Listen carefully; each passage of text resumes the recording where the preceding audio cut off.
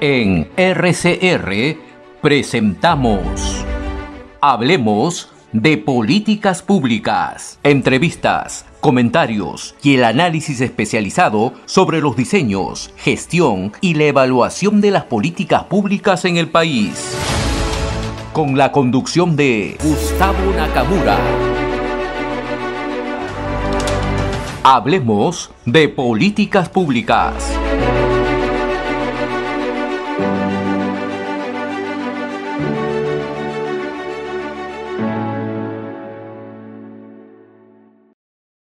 Vamos a tener un programa extenso con Miguel. Vamos a robarle bastante tiempo hoy día para hacer docencia y un análisis de varios temas que están surgiendo en este momento. Miguel, ¿cómo estás? Muy buenas tardes. Muy buenas tardes, Gustavo. Gracias por la invitación. Muchas gracias. Sé que has hecho un alto a tus actividades de trabajo, pero te han dado permiso, eso es lo bueno, ¿no? Y estamos hablando ahora de diversos temas. Lo primero que quiero preguntarte, Miguel, es algo que tú sigues de cerca, ¿no? Y creo que la gente no entiende o pocos entienden la gran importancia que se viene hoy la elección de la mesa directiva. El Congreso, entiendo que la legislatura se va a ampliar, en lo que hemos escuchado, y por lo tanto, ¿qué es lo que viene para el Parlamento en estos momentos con respecto a la mesa directiva, Miguel? Bueno, como sabes, ya ha concluido literalmente el periodo legislativo de esta mesa. Hay una ampliación básicamente que se dice se va a realizar porque se quiere aprobar la elección del defensor del pueblo y se quiere además aprobar el dictamen del retorno a la bicameralidad. En esta primera legislatura pues, son dos para una reforma constitucional de este calibre. Entonces hay la idea de aprobar en esta legislatura ampliada el retorno a la bicameralidad por una parte y avanzar con unos proyectos que tiene el Congreso. De otro lado, como tú bien señalas, también hay otros temas que se van a ver, ¿no?, que están dentro de la agenda legislativa. La mayoría de las comisiones van a, la verdad, ya están cerrando, están convocando a sesiones ya finales para presentar sus informes. Algunas otras ya están, digamos, todavía culminando su trabajo, ya los presidentes de comisiones se despiden de las comisiones, por así decirlo. El día 6 de julio se ha estimado que el Congreso va a realizar un pleno educativo a pedido de la Comisión de Educación, estrictamente para ver temas de carácter educativo, en temas de educación básica regular, en temas de educación universitaria, en temas de deporte y cultura también de una u otra manera. Pero tú has dicho algo muy importante, ¿no? Al margen de que cierra esta legislatura segunda con la presidencia de la congresista Alba, que pudo haber hecho mucho más, y creo que cierra sin gran mérito en realidad este periodo, porque debieron hacer reformas importantes. Pero la mesa que viene, indiscutiblemente, como tú bien lo señalas, tiene muchas más responsabilidades políticas probablemente que la que se está yendo. ¿Y por qué razón? Preguntarán muchos. Porque la situación política del presidente Castillo se agrava más cada vez, producto de las propias acciones que él realiza, los propios errores que tiene, las denuncias que van apareciendo. Entonces digamos que él está construyendo solo su vacancia. La está construyendo solo, con mucho esfuerzo. Aparece primero su sobrino, ahora aparece su cuñada. Se habla de que el señor Silva lo tiene grabado al presidente con una especie de préstamo de dinero que le dio. Los medios de comunicación están ya sacando una cantidad de noticias, algunas especulativas de pronto. El Poder Judicial valorará al Ministerio Público la pertenencia de cada una de ellas. Pero sea como fuese, el presidente está debilitado, al punto de que la propia bancada de Perú Libre, siendo de pronto una estrategia o no, decidió pues separarlo un poco para poder limpiar la imagen a puertas de la siguiente elección a la mesa directiva. ¿Por qué es importante, como tú señalas, la siguiente? Porque evidentemente lo más probable es que el presidente del Congreso que sea elegido este 26 de julio sea el próximo presidente del Perú, en el sentido de que la vacancia contra Castillo prospere y tenga pues que asumir el presidente del Congreso el rol de presidente de la República. Entonces la segunda pregunta es, ¿y Dina Boluarte qué? Bueno, Dina Boluarte tiene un proceso de la Comisión de Negociaciones Constitucionales que está avanzando, y lo más probable es que corra la misma suerte. Entonces, literalmente, la elección del nuevo presidente sí genera expectativas, sí nos debe preocupar, y sí debe tener, digamos, el mayor grado de transparencia posible para su elección. ¿Por qué razón? Porque, como bien decimos, el presidente del Congreso que asuma esta responsabilidad será el que alterne o que le suceda al presidente de la República Castillo de ser vacado, en el hipotético caso. Digamos que es lo más probable como están las circunstancias. Y en ese escenario hay muchos grupos políticos pues, que están en pugna.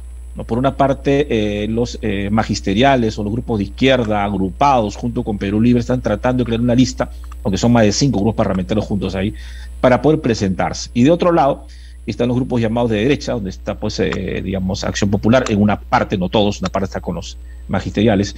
Tienes otra parte que es Avanza País, Renovación, Fuerza Popular, y tienes también ahí Alianza para el Progreso de Acuña, que está de una u otra manera, pues, digamos, tratando de ver dónde le conviene quedarse para pedir una presidencia, porque recordemos que recientemente este partido lo que ha solicitado es que el acuerdo de elección de la última mesa se respete, y el que se respete significa que le tocaría la presidencia del Congreso a Alianza para el Progreso del señor Acuña. Y la mejor carta que tiene Acuña es Gladys Echaíz, pero increíblemente Gladys Echaíz no representa para Acuña una persona de confianza, sino una persona que es, digamos, extremadamente independiente, y esa independencia a él le genera un perjuicio político, en el sentido que no, digamos, acataría unas probables disposiciones políticas de su partido en el hipotético caso de dejarse en el poder. Por eso es que lo ve el congresista Salguana por una parte, o a su hermano también como candidatos. Pero la imagen de Acuña, como todos lo sabemos, se está deteriorando también todo eso a propósito de la reciente cancelación de su visa, creo, a Estados Unidos, producto de un juicio que tiene por lavado de activos, que también le está perjudicando. Entonces tenemos grupos políticos que no tienen un buen perfil. Fuerza Popular evidentemente no va a mandar candidato, y si mandara un candidato lo que generaría sería más conflictos, probablemente, es el poco de escenario. Igual está en el caso de Acción Popular, no existe consenso para que ellos puedan presentarse, y lo que se espera es un candidato de consenso. Es una tarea difícil, muy difícil, porque la tarea que se viene es muy fuerte. Tendría que ser un congresista de mucha experiencia, un congresista que ya haya estado en el Congreso, que conozca este procedimiento y que pueda conocer. Fíjate, el Congreso tiene muchos problemas, en el frente interno como el externo. En el frente interno, respecto a esa administración, no ha terminado de aprobar el estatuto parlamentario. ¿Por qué es importante? Es la pregunta, la gente puede no conocerlo. Porque en el Congreso el nombramiento de personal, los ascensos y las recategorizaciones se hacen en función a la recomendación o a la simpatía política que tenga el trabajador con un congresista. Es decir, no hay meritocracia. Sin embargo, el Congreso le exige al Poder Ejecutivo meritocracia. Pero hacia adentro, digamos, el cuadro de asignación de personal o el CAP que tiene el Congreso no está siendo ocupado precisamente por personas que tengan algunas capacidades, y eso se ha visto recientemente. Entonces, el hecho de que el Congreso o los congresistas demoren la aprobación del estatuto significa que no va a haber concurso público y no va a haber meritocracia, lo que limita por una parte la calidad del trabajo. Por otra parte, el tema presupuestal, ¿no? El Congreso tiene dinero que gasta de alguna otra manera creando comisiones, sin contar el Parlamento andino, que es un área improductiva, por así decirlo legislativamente, que genera una gran cantidad de dinero de pérdida en personal, que no redunda en beneficio para el Estado. Entonces, esas grandes reformas no las hemos escuchado. Tampoco el tema, por ejemplo, el trabajo legislativo con leyes declarativas. O sea, trabajamos leyes declarativas que, como su nombre lo dice, son de buenas declaraciones, pero que no van a impactar en algo real. Entonces perdemos horas, perdemos trabajo de mucha gente, horas de debate para una ley que no va a tener ningún impacto. Entonces esta presidenta no ha logrado, digamos, hacer esas reformas que este Congreso merecía tener. Por otra parte, la agenda política no se ha centrado en cómo superar la crisis política en el aspecto económico, inversión privada y seguridad, sino en temas básicamente coyunturales, llevados por la coyuntura más que planificados. Y eso también pasa, de buena manera, Gustavo, porque cuando hacía el debate para la elección de la mesa directiva, nunca escuchamos cuál es la propuesta política que lleva el presidente para su periodo de gobierno legislativo. Nunca la escuchamos, simplemente se juntan los grupos políticos, acuerdan apoyar a alguien, este presidente gana y luego le entrega comisiones. Es una especie de acomodo, ¿no? Yo te apoyo, pero ¿cuántas comisiones me das? ¿Dónde voy a ir? Y es un tema que en verdad debe preocuparnos, porque el legislativo por ahí muestra debilidad. Y el tercer tema, creo que es importante, como lo ha señalado también, es que el presidente que políticamente gane va a tener que tener una gran correa y una gran capacidad de convencimiento y un espíritu democrático abierto para poder generar en el corto periodo que le quede hasta la elección del nuevo presidente un consejo de ministros que tenga tres cualidades, ¿no? Que tenga una buena experiencia y solvencia moral para afrontar este proceso.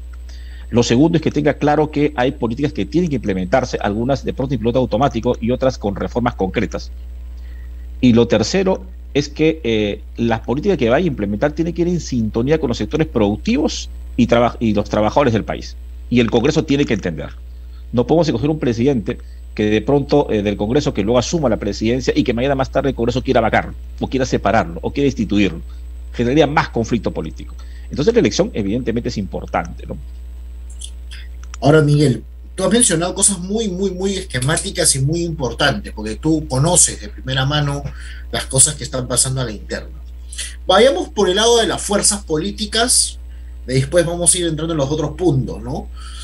Lo que es cierto es que la mesa directiva hoy va a ser la perita dulce, la manzana de la discordia, por decirlo así, que entre los 130 congresistas se decidirá. Está clarísimo que hay un bloque que apoya al presidente Castillo, ¿no? Y no necesariamente es Perú Libre y Valdemar Cerrón, pero hay un bloque magisterial, Perú Democrático, ¿no? Y todos ellos, algunos de Acción Popular. Bueno, hay un bloque interesante. Y también al otro lado encontramos un bloque casi seguro, ¿no? Entre Fuerza Popular, Renovación y Avanza País, que prácticamente dicen, son 40 y tantos votos que dicen, esta es nuestra línea, y casi votan, casi digo, como si fuera una sola bancada, ¿no? Prácticamente, ¿no? Porque esto ideológicamente pareciera que es así. Los que van a decidir de esta historia es justamente algunos de Podemos, que son poquitos en realidad, y la bancada de Acuña y algunos de Acción Popular. Son ellos los que van a decidir un poco qué va a pasar con la mesa directiva. Pero lo primero que te menciono con relación a votos, con lo segundo, ¿no? O sea, con lo tercero que tú acabas de decir, ¿no?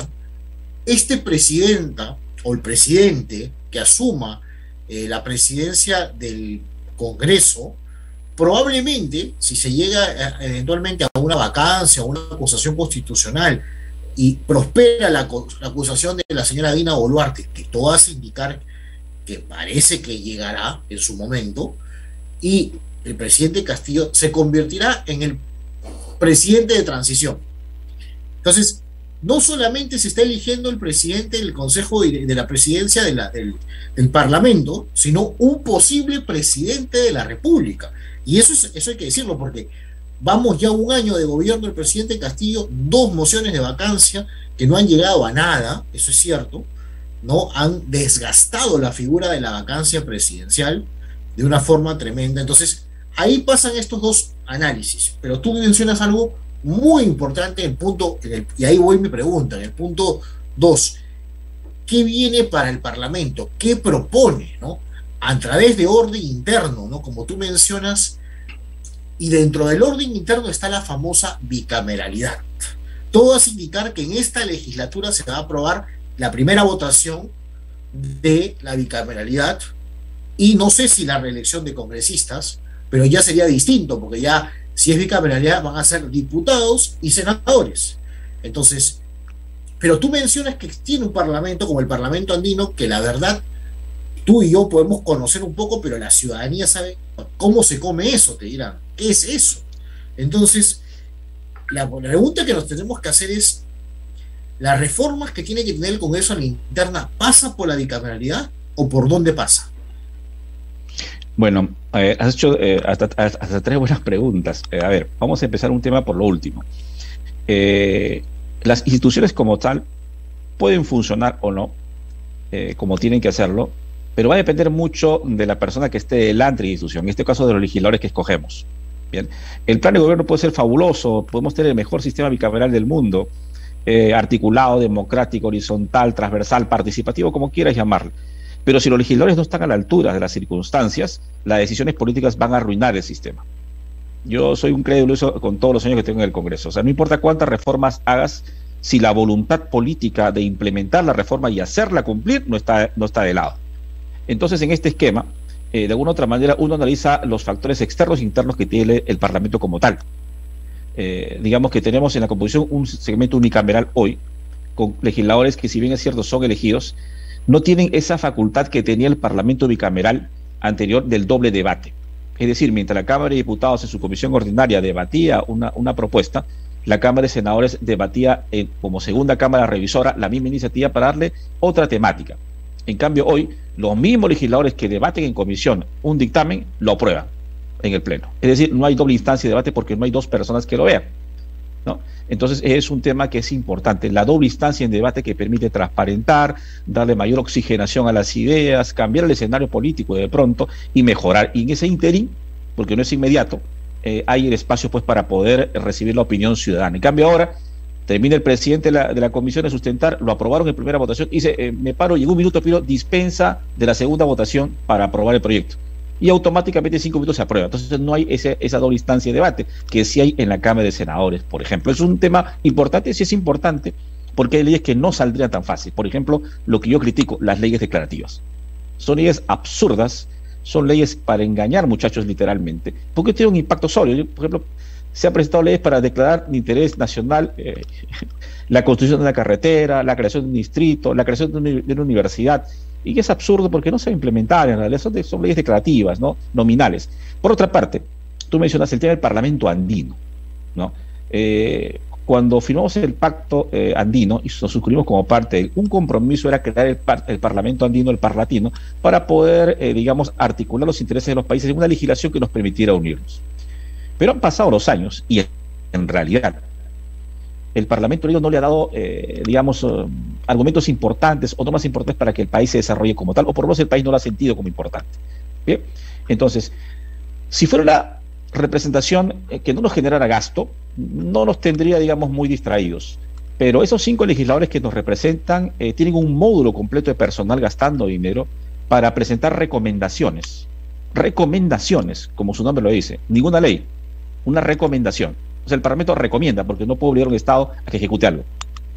Entonces, ahí hay una reforma importante. En países como Chile, por ejemplo, en la propia Cámara de Senadores o Diputados elige a sus representantes del Parlamento andino, no lo comparte. No lo comparte. El propio Congreso asume esa representación con los que tiene y se ahorra ese dinero, por ejemplo, ¿no? Y hace mucho más productiva la labor. Por otra parte, yo hablaba del tema de la meritocracia y la estructura interna del Parlamento. Son importantes, sí, porque eso muestra la capacidad y la calidad técnica que tienen los legisladores en las comisiones. Tú sabes que no tenemos secretarios técnicos en todas las comisiones de trabajo, por ejemplo, del Congreso. No todos tienen secretarios técnicos. Entonces, ¿qué tienen? Tienen técnicos parlamentarios que están haciendo la función de secretarios técnicos. La gente dirá, pero ¿y eso qué tiene que ver? Tiene que ver mucho, porque la experiencia de un secretario es mayor la de un técnico. Y algunos técnicos se han quedado durante muchos años porque no han podido pues, subir de puesto. Son varios detalles, en realidad, dentro de la reforma que un presidente tiene que plantear. Es conocido también que cuando asumen la presidencia y las vicepresidencias, a cada vicepresidencia, entre comillas, se le da una cuota de poder. Por ejemplo, una vicepresidencia se encarga de la Oficina de Cooperación Internacional, otra se encarga del Fondo Editorial, otra se encarga de Participación Ciudadana. Entonces, es una especie de distribución, ¿no? De esto es para ti, esto es para mí. Eso no debería pasar. En realidad debería haber un concurso público, abierto, transparente, en el cual los mejores profesionales que tenga este país puedan ocupar esos lugares y puedan fortalecer la institución parlamentaria al margen del tema partidario, al margen del tema de amistad o personal. Y eso no hay porque el estatuto no funciona. Entonces se escudan en que no se puede hacer porque no es el momento, no hay quórum, y bueno, son situaciones que se tienen que dar.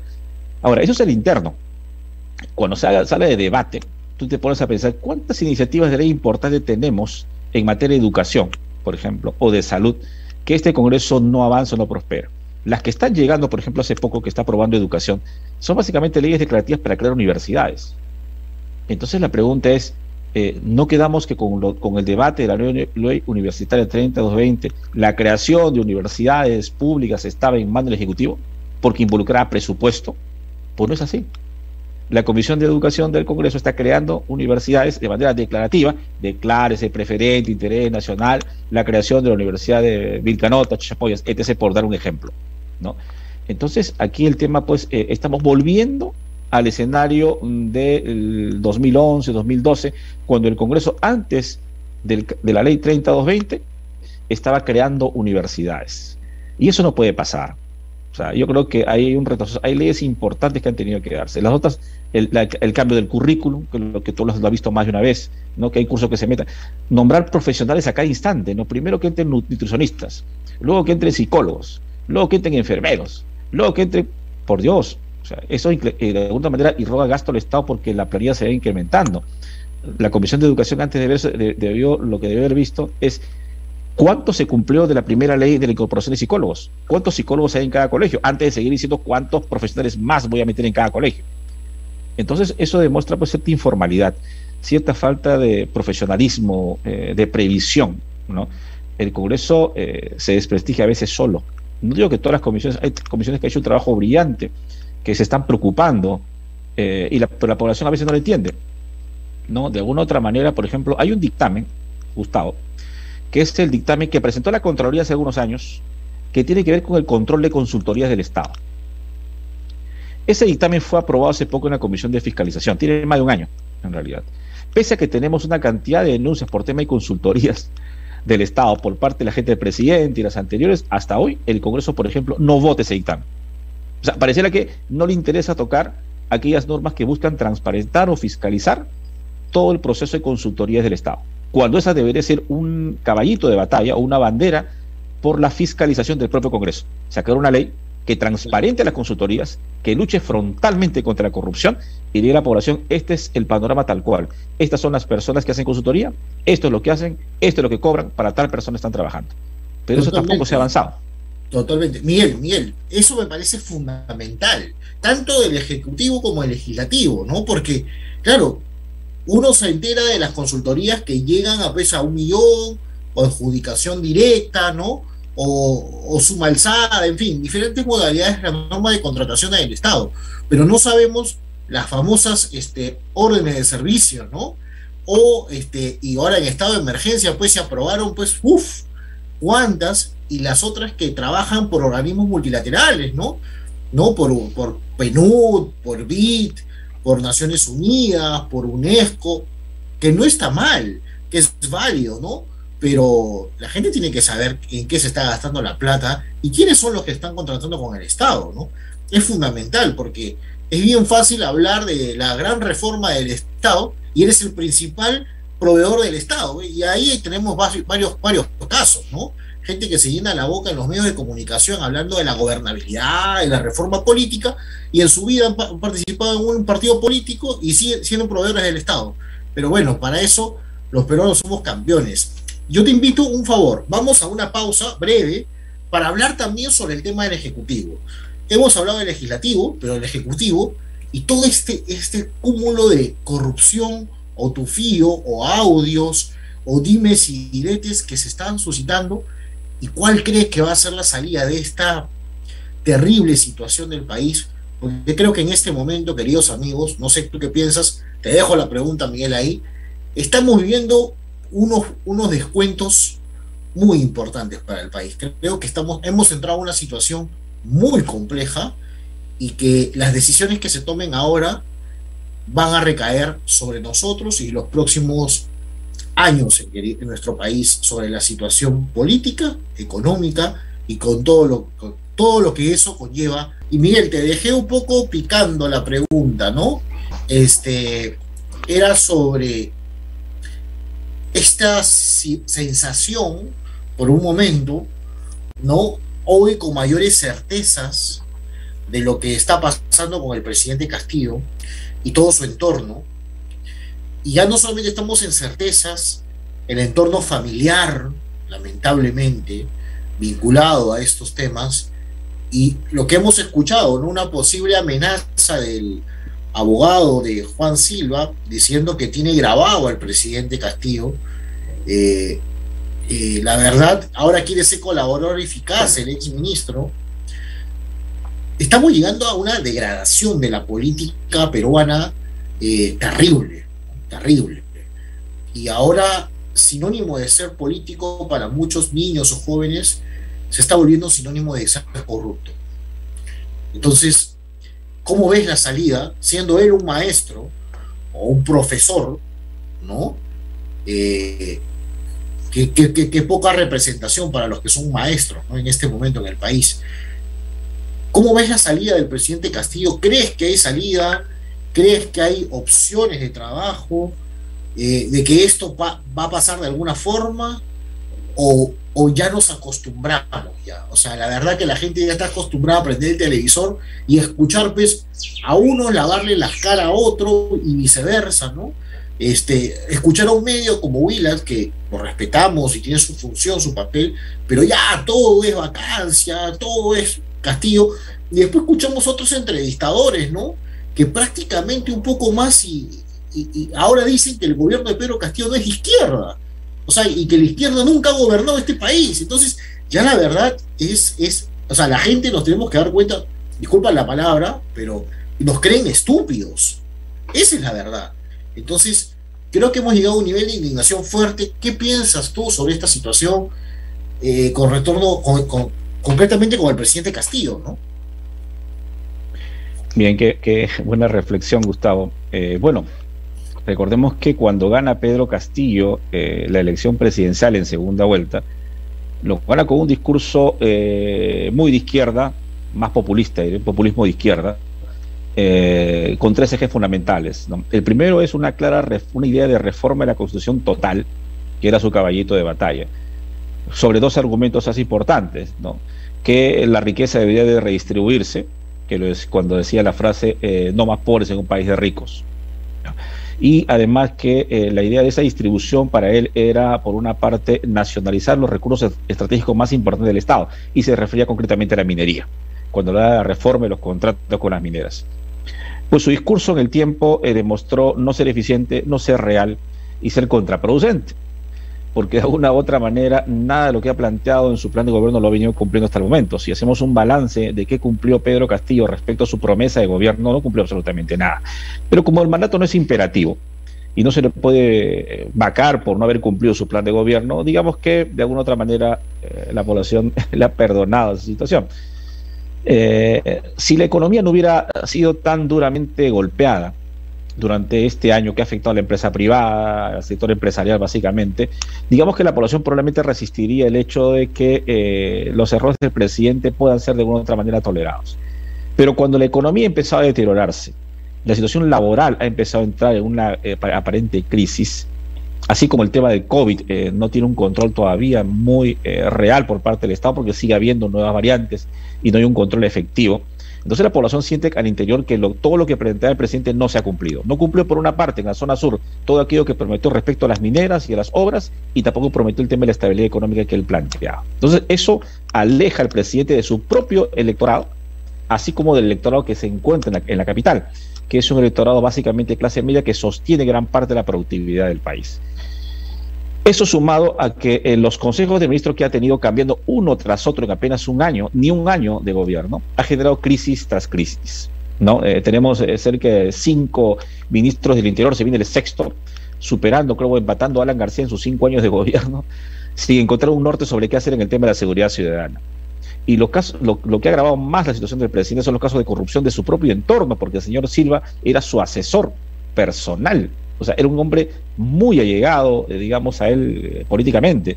Por otra parte, su propia familia. O sea, está su sobrino, por una parte, que en Zarratea, digamos, era la persona que coordinaba. Y además está ahorita su cuñada, que es la hermana de su esposa, que se le está abriendo un proceso, incluso en el Ministerio Público de Investigación. Entonces, las declaraciones de Silva recientemente a través de su abogado, que tiene audios, que tiene videos, que puede demostrar que el presidente recibía dinero, lo que está generando es una crisis mayor para él y para el Estado, al punto que sus propios aliados, como Perú Libre, decidieron sacarlo del partido porque no pertenece a su agrupación, y líderes como Acuña decidieron pues cuestionar su permanencia, o su apoyo, pero están aún así amarrados por el tema de la tesis, porque recuerda que la tesis tan cuestionada y plagiada de Castillo fue casualmente de la Universidad Vallejo del señor Acuña. Entonces digamos que el presidente, por donde tú lo veas, no cumple su plan de gobierno, está ligado en su entorno más cercano a casos de corrupción, ¿no? Moralmente está descalificado porque su tesis fue plagiada y él lo sabía. Por otra parte, no tiene un entorno político, un equipo político técnico sólido, tiene que cambiar permanentemente ministros y no encuentra el norte, parece que no sabe dónde va, plantea todo en piloto automático. Y lo quinto es que hace propuestas populistas. Un tema que sí es interesante, soslayar, y mira que no se ve hacia afuera, es que a la fecha existen 1.500 solicitudes de acciones de cumplimiento presentadas por ciudadanos en el sur del país contra el Congreso de la República, con la Comisión de Constitución, para que planteen la bicameralidad. Ojo, más de 1.500 personas teóricamente han presentado ante el Poder Judicial acciones para que se cumpla lo solicitado por ellos, para que se convoque una constituyente, ¿no? Y el Congreso, a través de su procurador, que son más que 3 o 5 personas, está tratando de ver cómo llevan esas 5 propuestas, que se dice que es político, por eso que se está exacerbando el ánimo del interior. El Ejecutivo, en líneas generales, como tú bien lo marcabas, tiene tres grandes problemas. El primero, que es el perfil, digamos, técnico y político de sus ministros no encaja en ninguno de los ministerios. No hay esa experiencia que se planteaba tener para poder llevar a cabo cambios concretos o mantener por lo menos la estructura hasta el momento. Fíjate, en el Ministerio del Interior no ha habido un solo logro en temas de lucha contra el narcotráfico, contra el crimen organizado o contra el pandillaje en las calles. No existe, no hay un logro concreto. O sea, no hay una estrategia concreta. Por otra parte, en el tema de economía, no se ha podido rescatar toda la brecha grande que existe de la informalidad en el sector de las pymes o pequeñas empresas. No hay un plan de rescate financiero para el sector turismo, para el sector de construcción, el sector de transportes por otra parte. En el área de agricultura, se ha hablado mucho este tema del guano, de la agricultura, de la inversión, de los fertilizantes, sin embargo tampoco es un tema tan claro, tan técnico. Tenemos que a cada rato revisar los contratos de compra nuevamente, porque tampoco existe un equipo técnico que pueda ver ese tema, sin contar todas las consultorías que existen dentro de cada área. El Ministerio de Educación, por otra parte, tampoco ha logrado liderar el proceso a fin de ver qué es lo que está pasando con los escolares que no han concurrido a clases presenciales en el año pasado. Cómo vamos a salir en la prueba PISA, cuánto hemos mejorado en infraestructura, equipamiento. Hay mucha más población virtual que física cuando llegan a las aulas. Digamos que de otra manera no va a haber espacios físicos suficientes. Hay una significativa situación. Yo le decía hace poco, creo que te dije a ti otro medio, que solamente en Ica el año pasado 3.000 estudiantes no fueron. 3.000 que se han reinsertado este año. La pregunta es, esos chicos tienen desfase de un año en su formación educativa. 3.000, o sea, no estamos hablando de 100, no estamos de 5, 3.000 chicos que no fueron a clases, que no se matricularon, que no estudiaron. ¿Qué ha hecho el ministerio por eso? Hasta el momento no hay respuesta alguna, se están reinsertando, están retornando. Pero bueno, en el sector minería, energía y minas, respecto al tema, por ejemplo, de los hidrocarburos, de la subida del combustible, que es un tema mundial, ojo, eso no es un tema de Castillo, hay que ser concreto en eso, es un tema mundial que está afectando por la guerra y la participación norteamericana, pero que está afectando la economía. Estados Unidos lo que ha hecho, a través de su presidente, es reducir los impuestos a la exportación del barril para poder reducir los costos en la compra de combustible. Si bien es cierto, no reduce en gran cantidad, pero está tomando una medida concreta. ¿Nuestro país qué está haciendo respecto a ese tema? Porque el alza de combustible eleva el flete, y el flete es el que se paga en el transporte para traer los productos del interior, así como el tema de las importaciones y todo lo demás. Entonces, digamos que el equipo técnico que plantea Castillo, que no lo tenía y que no lo tiene, está clarísimo, son ministros que son escogidos, no sé si por suerte, no sé si por amistad, no sé si por cercanía del presidente, pero que no están a la altura de las circunstancias. No tenemos un ministro que verdaderamente lidere un ministerio, ¿no? que esté empoderado y que hable de reformas concretas. Y yo creo que más tenemos ministros con procesos que ministros con logros concretos. Esto hace que el presidente del Consejo de Ministros, literalmente, no tenga nada que decir a la población, salvo entrar en un conflicto político permanente y directo, ¿no? Con un lenguaje muy procaz a veces, muy limitado, poco técnico. Pareciera un señor que está más en una discusión, no sé si en su casa, en un centro de alto nivel académico, porque ha sido docente incluso. Entonces hay mucha limitación en el equipo técnico. Yo no sé qué va a decir el presidente el 28 de julio. La verdad, no sé, rendirá cuenta de lo que ha hecho, no tiene gran avance. Hablará sobre reformas, creo que ya nadie le va a creer sobre ninguna reforma. No creo que hable sobre lucha contra la corrupción, porque es la persona que más problemas tiene por corrupción. No creo que hable tampoco sobre el tema de hacia dónde va la educación, porque siendo docente es el que menos ha hecho por la educación en el país. Es increíble, pero siendo un dirigente supuestamente sindical, que un profesor, es el que poco o nada ha hecho por la educación en el país. Es un tema real, ¿no? Él no tiene ningún indicador que mostrar, salvo el común de la ejecución de algunas obras que son propias de cada gestión. O sea, una cosa es hacer aquello que te toca hacer, porque se gasta todos los días presupuesto en mejoramiento, equipamiento de colegios, porque así es. Y otra cosa es que tú inicies un proceso de reforma. Y esas reformas no las hemos visto, por una parte, ¿no? Y un tema también, el tema de salud, ¿no? Seguimos con el tema de rebrotes, se genera caos en la población cuando dice, usen todos mascarillas nuevamente, rebrota nuevamente el tema del COVID. Ya no sabemos si es por un tema político para que la gente no salga a la calle y marche, o no sabemos si es porque verdaderamente el Estado es tan ineficiente que no puede programar o proyectarse respecto a las enfermedades que están llegando. Entonces, la verdad, el presidente por una parte tiene problemas con la justicia, producto de las vinculaciones que tiene con su entorno, por otra parte tiene todo un equipo que demuestra más ineficiencia que eficiencia en la emisión del gasto, y por otra parte tiene un problema político porque su propia agrupación política, digamos que lo respaldaba, ya no lo respalda. Y sus aliados se están alejando. La pregunta es, entonces, ¿por qué se alejan sus aliados hoy?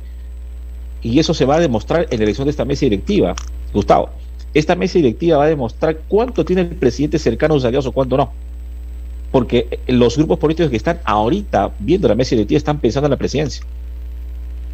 Entonces digamos que el presidente sabe también que se puede quedar solo. Bien, y el Ejecutivo, como te resumía, en realidad no ha habido grandes logros. En una reciente encuesta de Ipsos, tú lo has visto hace poco, incluso la población, casi un 80% percibe que no ha habido un gran avance. Siente preocupación por el futuro del país, ¿no? Se ha programado recientemente, se ha visto una norma que aumenta el sueldo al sector público para el año que viene.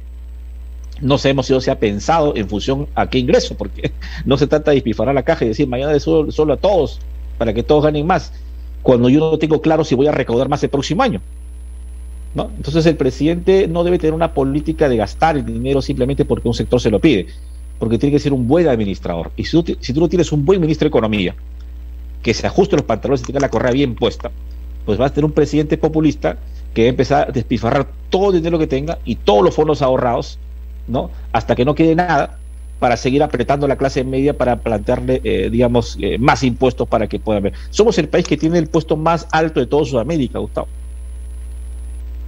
Pagamos más impuestos que muchas personas en clase media, o clase alta, o baja, etc., o por IGB en toda Sudamérica. Entonces, la pregunta es, ¿hasta cuándo va a soportar el Estado esto? ¿Tuvo su oportunidad en su momento? Sí. No, totalmente lo que mencionas, Miguel. O sea, es interesantísimo lo que has mencionado. Nos ha quedado chico el programa, Miguel, porque mira, ya van a ser las 4 de la tarde, pero es que esa es la realidad, ¿no? Esa es la realidad. No hay indicadores de mejora en este gobierno. Nos hubiera gustado realmente que lo hubiera. Tú has hablado de un tema de educación y yo quiero cerrar la entrevista con algo concreto, ¿no? Todos teníamos una expectativa de que este presidente iba a trabajar por la educación. Particularmente, yo tenía mis dudas. Me puede decir alguno, bueno, es que tú estabas parcializado porque tú eras vocero, eras vinculado al otro partido político y todo lo que quieras. Perfecto, pero tenía mis serias dudas, pero hacía votos realmente porque esto podía tener solución. Pusieron un buen ministro, dentro de todo, y Juan Cadillo es un técnico, y lo pusieron, desconocida de gestión pública, pero era un hombre decente. A los 2 meses por WhatsApp lo votaron. Entonces, esa es la verdad, y él lo mencionó, ¿no? Y le dieron de premio consuelo irse al Consejo Nacional de Educación. Entonces, con eso más te queda reflejado la situación que vive actualmente, ¿no? Lo primero que hizo fue el FENATE, ¿no? Tumbando si quieren tomar derrama magisterial. ¿Por qué quieren tomar derrama magisterial? Porque ahí hay esto, señores. Esa es la verdad. Esa es la verdad del asunto. Entonces yo creo que lo que tú mencionas, no hay indicadores, no se ha avanzado, el país está en piloto automático, pero piloto automático hacia abajo, ¿no? Porque ya el piloto automático ese que tenía punche para ir un poquito más arriba, ya no lo hay. Y estamos en una crisis, y en próximos meses, este mes de julio va a ser fundamental para la democracia del país, creo yo. Lo que pase en el Congreso y lo que pase en el Ejecutivo. Y ya en octubre vamos a jugar otro partido como las elecciones regionales y municipales, que ya te invitaré, Miguel, para conversar un poquito de ello. Muchísimas gracias por tu tiempo, al contrario. Gracias a ti, Gustavo, y esperemos que la elección del nuevo presidente refleje para el país la posibilidad de un verdadero cambio, ¿no? No solamente para iniciarlo, de ser el caso cuando el presidente pueda asumir la presidencia de la República, si es el caso, sino para continuar el presidente como tal, ayude pues al presidente a salir de este problema. Esperemos que por el bien del país, como tú dices, al margen de la política, hay que pensar en el país, en el futuro, porque los analistas estamos para apostar por ello, al margen de las posiciones políticas. Gracias. Muchas gracias. Estuvo con nosotros Miguel Ibarra. Él es politólogo, analista político, y tiene mucha experiencia en el lado parlamentario, tanto como en el lado del Ejecutivo, y conoce muy bien el tema regional. Bueno, yo quiero dejarle simplemente ya para acabar este programa, mencionándole lo mismo, ¿no? No seamos ingenuos, revisemos muy bien lo que nos están vendiendo en ambos lugares, ¿no? Muchos dicen que hay un tema de corrupción, sí, del presidente Castillo.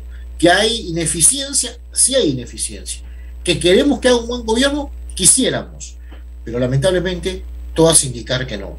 Pero de ahí a que cierto sector político que lo apoyó en esta campaña para que sea gobierno, hoy diga que es, y periodistas, ¿eh?, que digan que no es un gobierno de izquierda y que dicen que es un corrupto, pero no es gobierno de izquierda, y que la izquierda nunca ha gobernado este país, señores, no nos tomen de tontos, porque todos sabemos que la progresía, o la izquierda más conocida, Caviar, ha gobernado este país con Humala, con PPK, ha gobernado con Alan García, incluso Alan pactó con ellos para poder gobernar, pues ellos no lo dejaban.